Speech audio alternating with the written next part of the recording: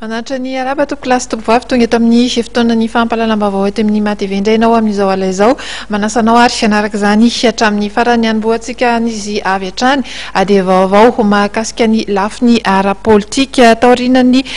fanamariana izay nataon'ny ministra Rambahiny omaly mikasika indrindra ny fampidina an-tanindrazana ny filoha teo aloha Marc Ravalomanana dia nitondra fanazavana indrindra Ramatoa Anitra Razafimanantsoa izay solombavambahoaka avy eo anivon'ny Ankolafy Ravalomanana aminy dia mbola manana azo pakatra hararaha mpitsarana ny filoha teo aloha ity araka ny nambarira ny solombavambahoaka Anitra Razafimanantsoa izay tatery ny Marc Antoine eo amin'ny sariny Tsiry Rakotoarson.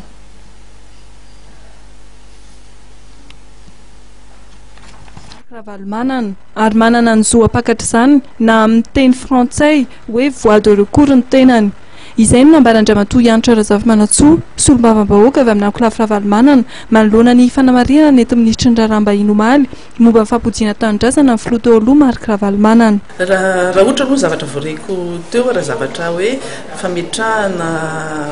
fampandrosoana dia isian'ny ina moa zany le hoe fandriampahalemana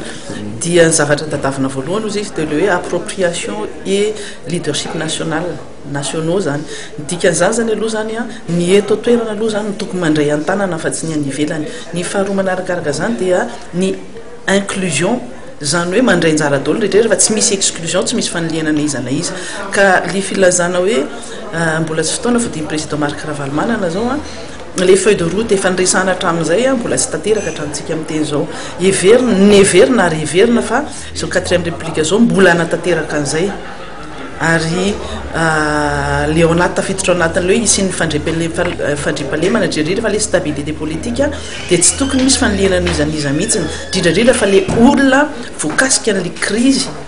ary anisany andravina sy andamina ny crise tsika zany amin'izao tsika amin'ny teny zao dia mbola tsy mivoaka ny crise tanteraka tsika fa mbola andala ny mpandaminana an'le crise foana. Ny article 20 mbola tokony tanterahana satria efa lalàna iny ny filazana fa hoe tsy maintsy ina moa zany le tenena hoe nul n'est au-dessus de la loi hoe tsy misy tsy ambony lalàna daholo marina dia marina zany fa kosa mila jerevana ihany kosa ny fomba nanaovana an'ireny fitsarana reny sy ny akamena nanaovana le fitsarana reny manana noajaina ve le zon'olombelona noajaina ve le zo miarovany tena zay zany zavatra tokony jerevana voalohany ka tsy tokony induire en erreur anao hoe mamitaka ny sain'ny hafa zany ao anatin'izay hoe nisy condamnation zay mbola tsy mitompona ary condamnation mbola tsy tanteraka hatramin'ny farany na hoe condamnation définitive iny zavatra iny fa indrindrandrindra hoe kianina foana zany ny fanaovana n'iny fitsarana iny dia zay zavatra anankiroa zay no fomba andaminana ny fodiny président Marc Ravalomanana ny article 20 sy ny fiarahamonina ny sy ny le stabilité politique. Marihana fa mbola nanamafy ny fanohanana amin'ny fitondrana ankehitriny ny filoha teo aloha Marc Ravalomanana na dia mbola mipetraka izay tsy fahafahany mody atany razana izay.